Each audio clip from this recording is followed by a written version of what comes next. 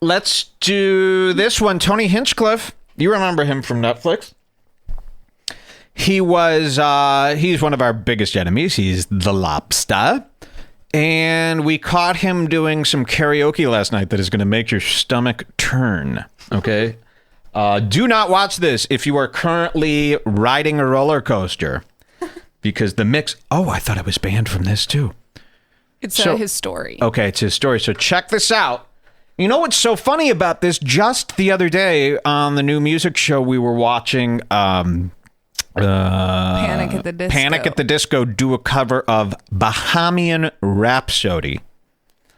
You know, I was so confused about that song. When that song, my first exposure to Bohemian Rhapsody was Wayne's World 1. They sang it in the car. And I'm like, what is that song? And I went through, really, this is what I did. I thought that I would really, when you're a kid, you really think some incredible things. It was like when I thought I could win moon shoes from Little Caesars for some reason. It was the same thing. I heard Bohemian Rhapsody in Wayne's World, the movie. And then the next day I went through my dad's record collection and just started playing all of his records on a record player, hoping to find the song and identify it. Not knowing it was Queen, not knowing what the fuck it was. And I did find it. I did happen to find it. Eventually. Not through that route, though. That would be incredible. So that's how I was first exposed to it, and I didn't even know how to pronounce it. It's like Bohemian Rhapsody. Really? What the fuck is this? That song boggled my mind. It was so mysterious to me. I'm like, what kind of song is this? Gee. What is it? So Panic at the Disco did them last week. Someone says, yep, me too. Same, yep. Wow. Shout-outs to Wayne. You asshole. Remember that scene? Where that chink, he was in bed with the chink, and she was on the phone talking about a record deal, and he was like dancing around in underwear, and when she gets off the phone, she goes, you asshole. One of my favorite scenes in cinema history. You've never seen the film. Yeah, sorry.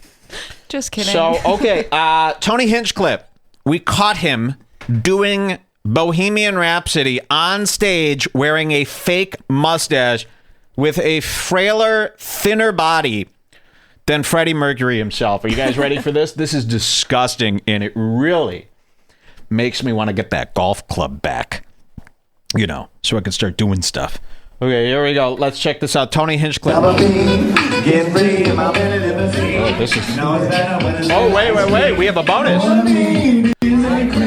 Jeremiah Watkins doing Peaches and Cream. Okay. It's coming up. Here we go. Look.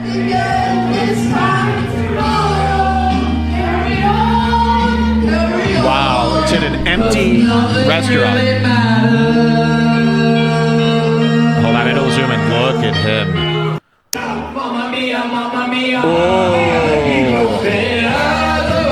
Oh my God.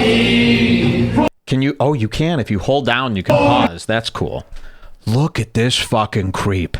And he's really putting his heart and soul into this. He put on a fake mustache. Look at how little his little tiny body is. And you can tell. Here's how you could tell. Because people are like, well, how do you know how tiny he is? Look at the microphone. The microphone in his hand is the object you could compare to. And the microphone is about half the width of his body. It looks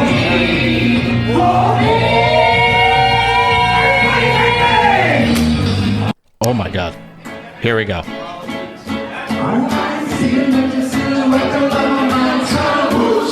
Wow.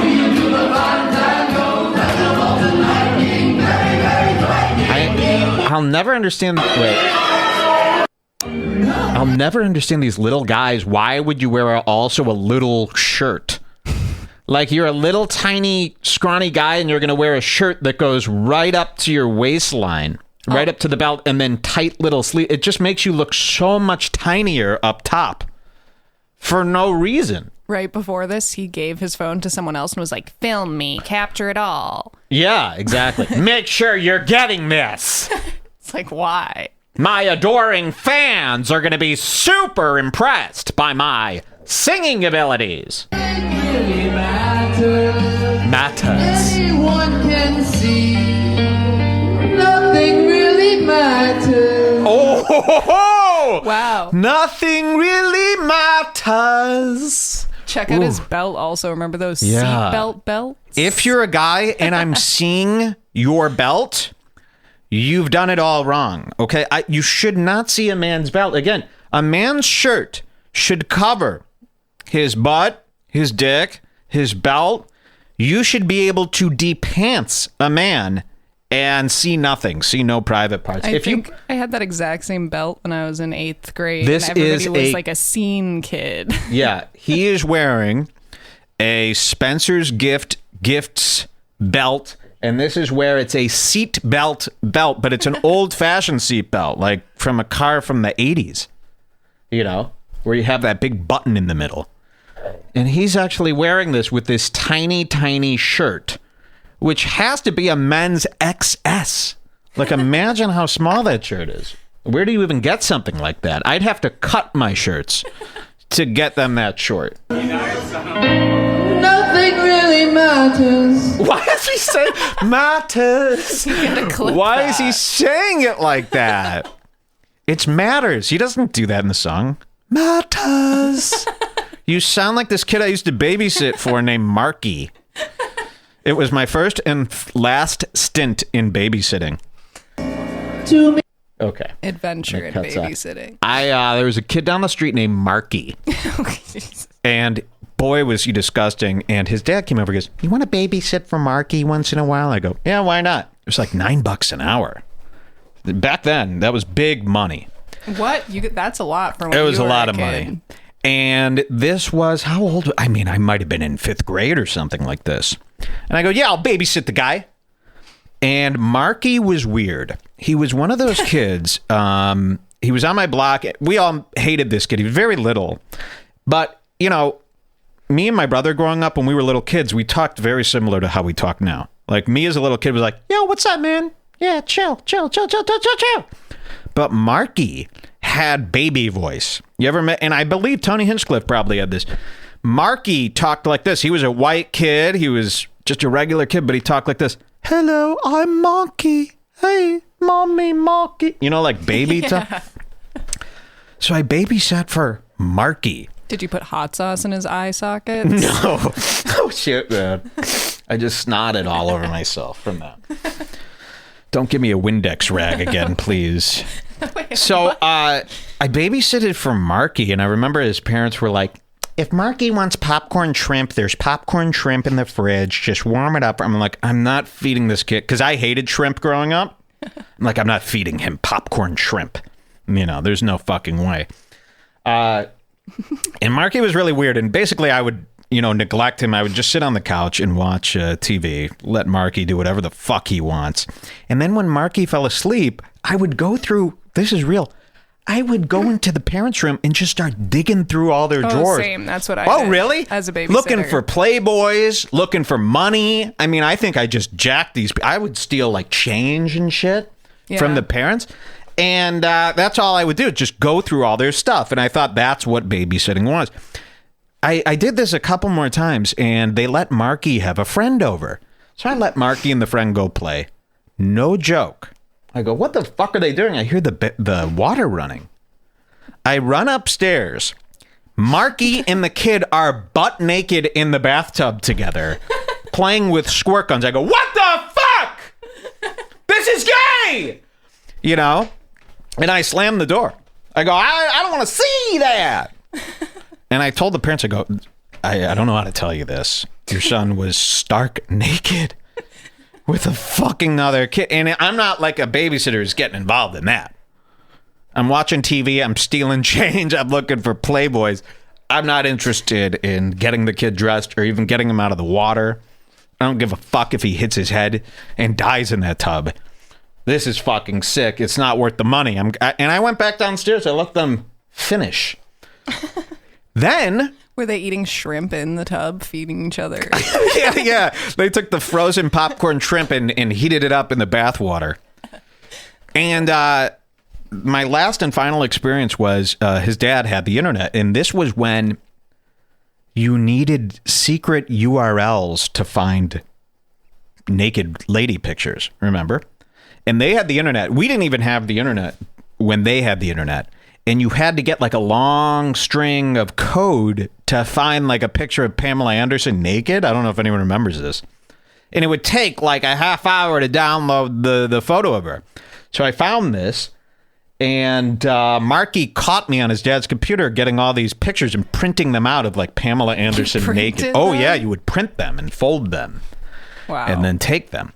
And Marky, I didn't even know he knew this, but Marky caught me. He told his dad. And his dad confronted me, goes, so Marky told me you went on Playboy Online. Wow. And I go, and I'm like in fifth. So I'm like, oh, well, and he's like, I don't care. How do you get on there? You know, because he's like, how do you get those pictures? Just don't do it in front of Marky, but how do you get on there? And I'm like, this whole thing is perverse. I'm fucking out of here. Never babysat for that kid again. So, yeah, shout outs to Marky. But yeah, I think Tony Hinchcliffe grew up similar to Marky. Marky. It was like, what are you fucking calling your kid Marky for? Was it an I-E or a Y? I don't know, man. I think it was just an I with a heart over it. So, yeah, childhood stories. That was the last time I ever babysat for anyone. It wasn't worth the cash. If I needed cash, you just go into your mom's purse. I used to babysit for my neighbors, and then one time the kid told his mom that I hit him. And Really? That's 100% true. Fantastic. His dad was into smut. No, these were Jenny McCarthy, Carmen Electra. No, Carmen Electra wasn't around then. He was a big funky bunch kid, yeah. I thought he was going to show you the real shit. I saw Marky's fucking cock. It was a popcorn shrimp. I mean, it was pale. It was this big. Marky looked like that kid who always threw up on the bus on The Simpsons. Barf bucket or whatever they called him. Oh! Fucking hate Marky. And Marky had an older brother who was there the whole time. Could have babysat him. So they were the whole time. Very fucking weird. Tony Hinchcliffe, I am coming for you. Okay? I have a plan. Yeah, Tony was the other kid in the bath. Yeah, Tony could have been the other kid in the bath, yeah. Jules hit that nigga. Mike babysat for the Friedman kids. Who are the Friedman kids? That could have been Marky's last name. It could have been Marky Friedman. He was sick, man. He had an older sister, too. She was there. The parents were home, too. Wendell. Woo, Brandon Wardell. You know, there's a rumor that Brandon Wardell is dating Larry David's daughter, Cassie David. I heard this rumor from someone in the chat about 2 weeks ago. And I have this fantasy where it's Cassie David introducing Brandon Wardell to her dad, Larry David. And she brings him in and she's holding him like a baby. And she goes, hey, Dad, I want you to introduce you to my new boyfriend, Wardell. And then Brandon, we don't call him Brandon anymore. We just, hi, I'm Wardell. Nice to meet you, Mr. David. And then he's like in a diaper or something. And then she goes, okay, we're going to go out and carries him away. Wouldn't that be sick? He's like fully swaddled and she pulls back the little bit of the blanket just so it's just his face only. Hey, Mr. David, my name's Wardell. That's what his first name should be because he's such a creep. Wardell with those straight bangs and that kid's cut. Woo! Kid makes me fucking nauseous. Now that's a scoop. If she's dating him, she needs to be fired from writing for Vogue magazine because that's like a fetish. Not a fetish. What is it called when you're into something really sick sexually that you have no business being involved in? Fuck, the stream just went down. No.